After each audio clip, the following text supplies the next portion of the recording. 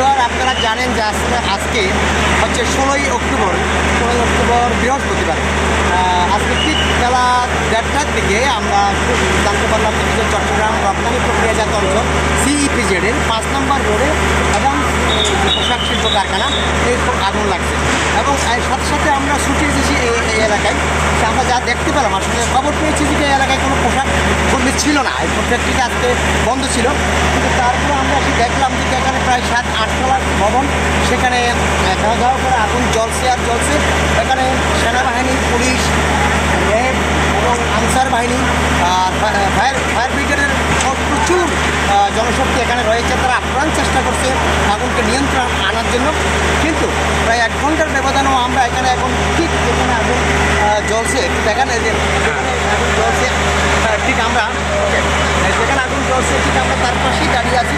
আসলে আগুনের এত তীব্রতা, পাশে দাঁড়িয়ে যে আসলে কেউ কাজ করবে যে আসলে সেই সুযোগও নেই। আগুনের লেনে আমি শিখা, তারপরে আমরা নিজেরাও যেন দগ্ধ হয়ে যাচ্ছি।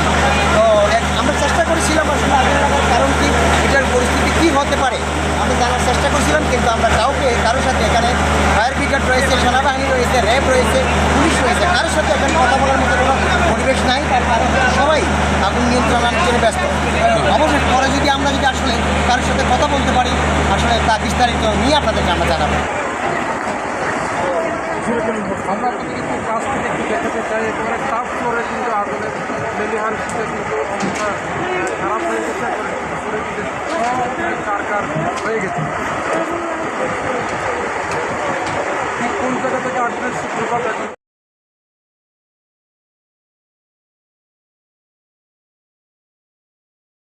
আপনারা জানেন যে আসলে আজকে হচ্ছে 16ই অক্টোবর বৃহস্পতিবার।